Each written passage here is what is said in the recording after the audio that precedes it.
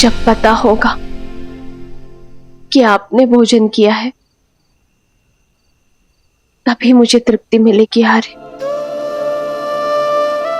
तभी मुझे भोजन करने की इच्छा होगी कि आपके कंठ से ग्रास न उतरने का विचार ही मुझे भयभीत कर रहा है आर्य।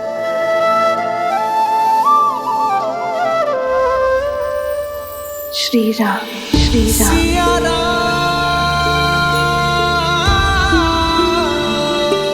सीते,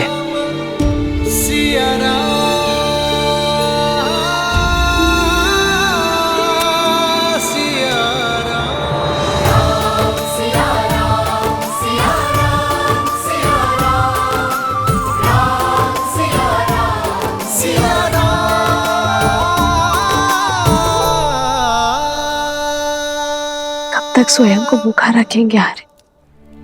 जब तक ये ना जान जाओ कि मेरी सीता ने भोजन किया है या नहीं। कभी आपसे पहले भोजन किया है मैंने। इसीलिए तो सीते।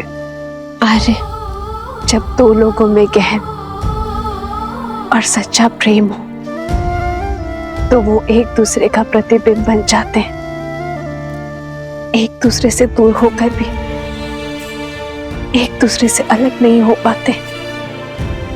एक का सुख दूसरा अनुभव करता है, एक का दुख दूसरे को व्याकुल करता है। आर्य,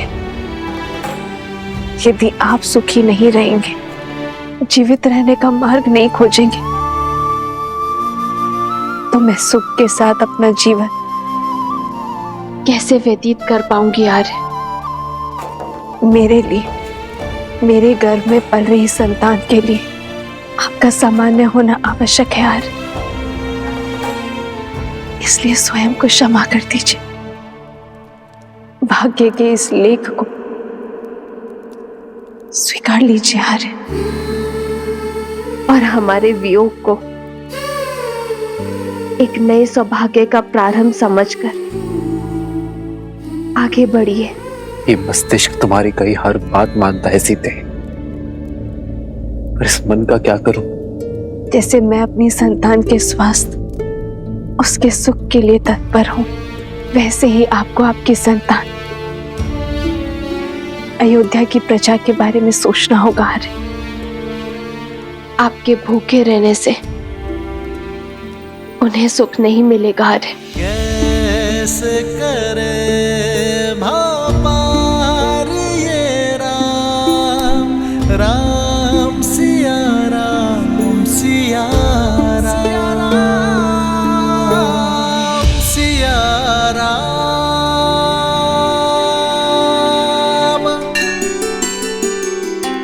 प्रेम समर्पण करुणा ज्ञान से है भरा दो प्यारा नाम।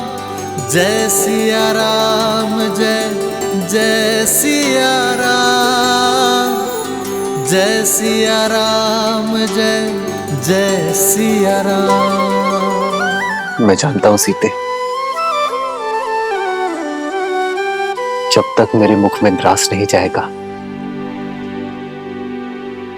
तब तक तुम भी नहीं खाओगी। इसलिए मैं अपना व्रत तोड़ता हूं।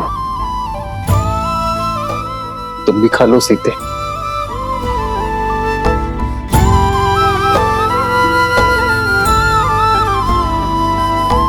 राम सिया राम, जय जय राम, राम सिया राम, जय जय राम। जन्म जन्म का है ये संगम, राम रतन सीता वैभव धन। लगता है आपने भोजन ग्रहण कर लिया है आर्य। अब मैं भी भोजन कर सकती हूँ। एक है पौरुष, एक समर्पण, एक है रूप तो दूजा दर्पण। राम है लोचन सीता दृष्टि, राम है बादल सीता वृष्टि।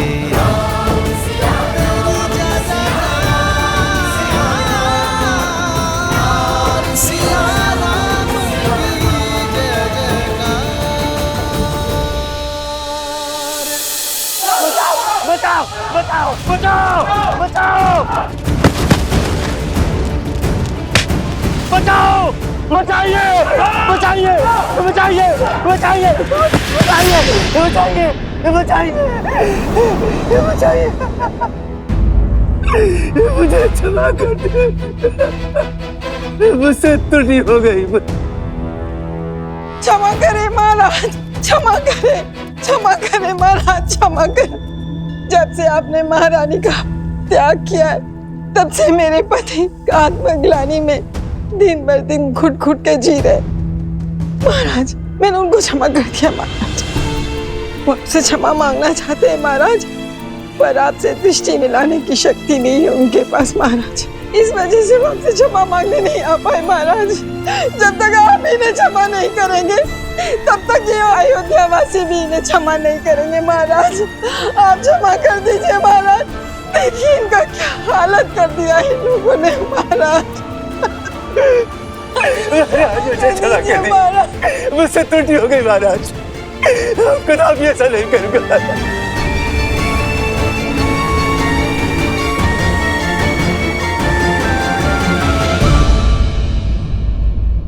उठिए देवी, उठो। इन नगरवासियों का कोई अपराध नहीं है, इन्होंने कोई दोष नहीं किया है। मैं जानता हूं महाराज, मैं इसी योग्य हूं, मुझे क्षमा कर दीजिए महाराज, मेरी मति भ्रमित हो गई थी महाराज, मुझे क्षमा कर दीजिए प्रभु, मुझे क्षमा कर दीजिए। मैं तुम्हें क्षमा करता हूं वस्त्रक, किंतु क्षमा के साथ साथ दायित्व भी आता है। मैं आज तुम्हें एक दायित्व सौंपता हूं कि तुम ना केवल अपनी पत्नी को सम्मान सहित अपने जीवन में सम्मिलित करोगे, बल्कि अपने राज्य की रक्षा भी करोगे। यह ध्यान रखोगे कि लोक अपवाद से कोई भी किसी भी तरह प्रभावित ना हो।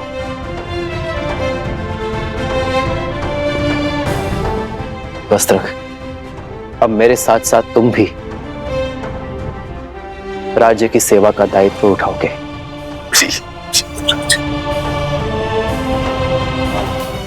अब मैं किसी के बहकावे में नहीं आऊंगा। मुझे स्मरण है, कोई धूर्त वृद्ध ब्राह्मण का भेष बदलकर आया और मुझे भ्रमित करके चला गया।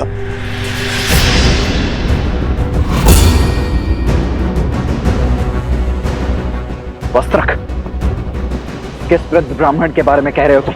कौन है वो, कहां रहता है, बताओ मुझे। मैं उसे घसीट कर यहाँ इस सभा में लेकर आऊंगा।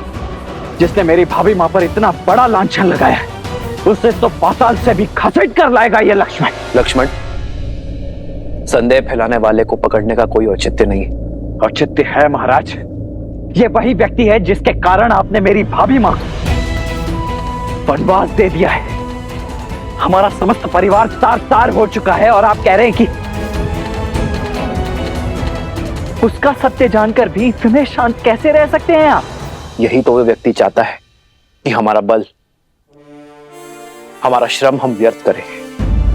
हमें हमारी शक्ति, हमारे बल को लोक अपवाद फैलाने वाले को पकड़ने में नहीं, बल्कि स्वयं और राज्य को इतना सशक्त बनाने में लगानी चाहिए कि भविष्य में कोई भी लोक अपवाद हमें प्रभावित ना कर सके।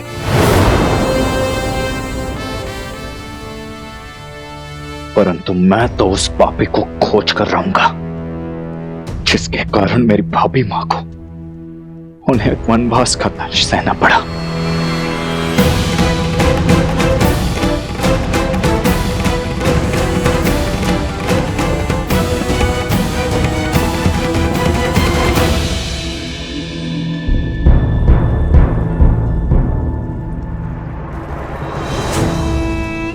उत्तम नहीं, अति उत्तम उत्तर दिया है उस राम ने मेरे छल का, करुणा और त्याग का आवरण ओढ़कर छल का ऐसा लट्टू फेंका है कि सब चारों खाने चित त्याग का डंका बजाकर पुनः अयोध्या का प्रेम पा लिया।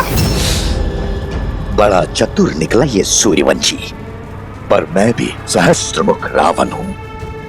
सहस्त्रमुख रावण, छल के हर खेल का महारथी। तो बातें ही बनाते रहेंगे या दिखाएंगे जौहर अपना?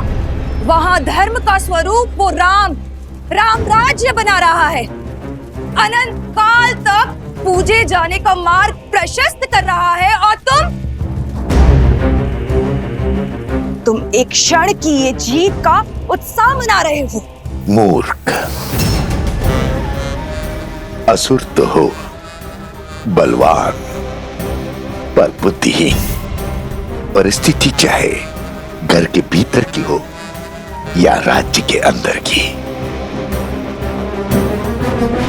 रणनीति सदा ही उभरती परिस्थितियों की प्रतिक्रिया होती है।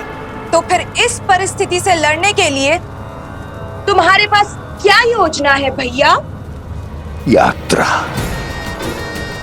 अपनी माया से सीता को खोजने की तीर्थ यात्रा, और उसके बाद मुझे उसे खोजना है जो मेरी योजना का सहायक बने, अपने प्राणों की आहुति देकर मेरे लिए सफलता की सीढ़ी बने। कौन? धीरज रखो प्रिय बहन, धीरे धीरे तुम्हें सब दिखाई और सुनाई देने लगेगा। आशा करती हूँ कि इस बार जीत तुम्हारी ही होगी, और यदि नहीं हुई तो इस प्रतिशोध की पतवार मुझे ही थामनी होगी।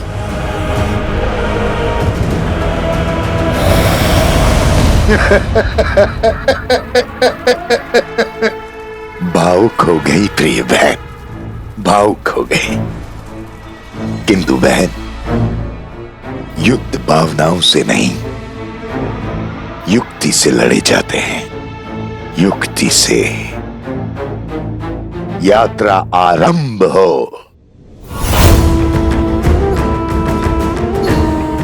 वो यात्रा जो सीता तक जाकर पूरी होगी।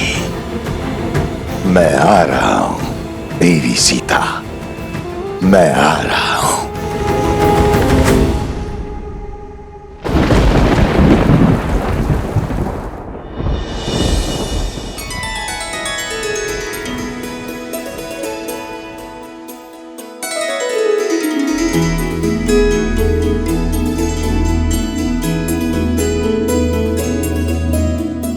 कह नहीं सकते, किंतु अपनी माता की हर बात अवश्य सुनते हो तुम दोनों, है ना?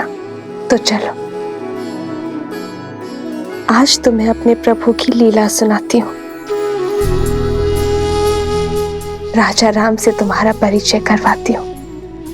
वो राजा राम जिनकी भुजाओं में जितना बल है, उससे अधिक प्रेम उनके हृदय में है। अपनी प्रजा को अपने परिवार से ऊपर रखने वाले शासक हैं। और स्मरण रहे, पथ चाहे कितना भी कठिन क्यों ना हो, यदि उनके दिखाए धर्म पथ पर चलोगे तो सदा हल पाओगे।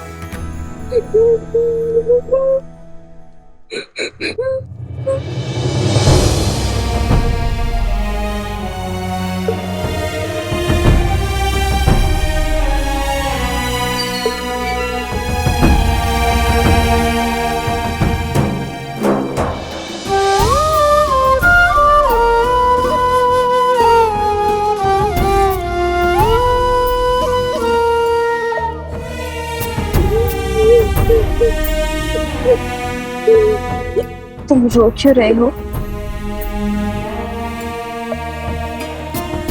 इस सुंदर मुख पर मुस्कान कैसे आएगी? आप भुवन देवी है ना? देवी अर्थात ईश्वर। आपके पास तो अथाह शक्तियां होंगी। क्या आप मेरी माता को ला सकती हैं?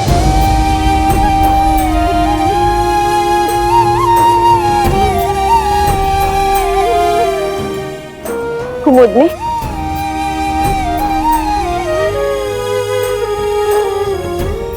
ये बालक कौन है और इसकी माता को क्या हुआ? वो शांडिल्य है। 2 वर्ष पहले एक दिन उसकी माता वन में गई और फिर कभी नहीं लौटी। वो तब से अपनी माता की प्रतीक्षा कर रहा है। वो नहीं जानता कि उसकी माता को लवनासुर राक्षस ने खा लिया है। अब वो कभी नहीं लौटेंगी। लवनासुर?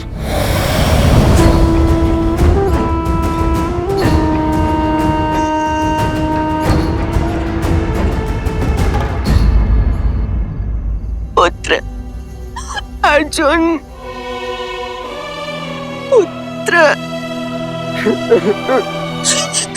पुत्र अर्जुन, तुम कहीं नहीं जाओगे। सुना तुमने? तुम कहीं नहीं जाओगे। क्षमा करना बहन, मैं विवश हूँ। हर अमावस्या को हमारे गांव से उस दुष्ट लवनासुर को किसी की बलि देनी पड़ती। इस बार तुम्हारे घर की बारी। इकलौता पुत्र है मेरा, इसका बलिदान कैसे दे दूं? इसकी मृत्यु से ये मेरा पूरा वंश नष्ट हो जाएगा। मुखिया जी, कुछ तो कीजिए। कुछ नहीं हो सकता आर्या, फिर भी तुम कहते हो तो मैं प्रयास करता हूं। कोई है? अरे है कोई जो पुत्र अर्जुन के स्थान पर अपना बलिदान देने को सज्ज हो?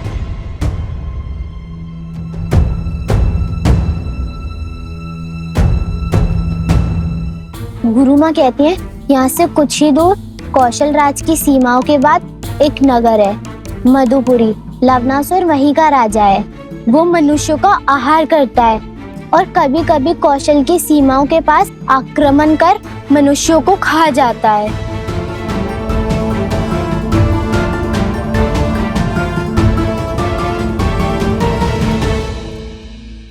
तुम मेरी एक सहायता करोगी? देखा, मैंने कहा था। चलो पुत्र, और कोई उपाय नहीं। मैं हूं ना।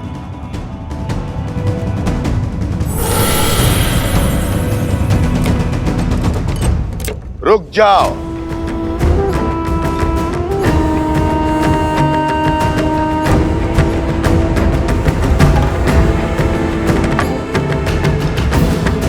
मैं चला जाता हूं।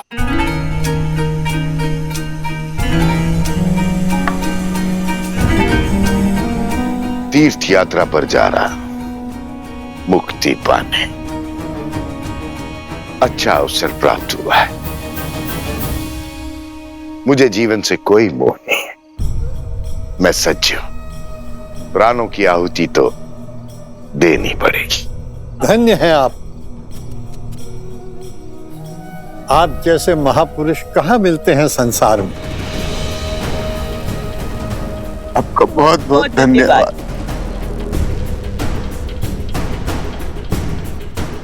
आओ मित्र।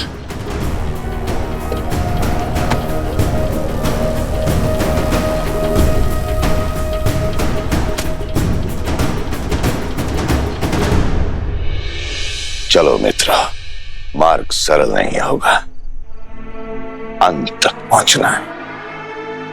सिया राम।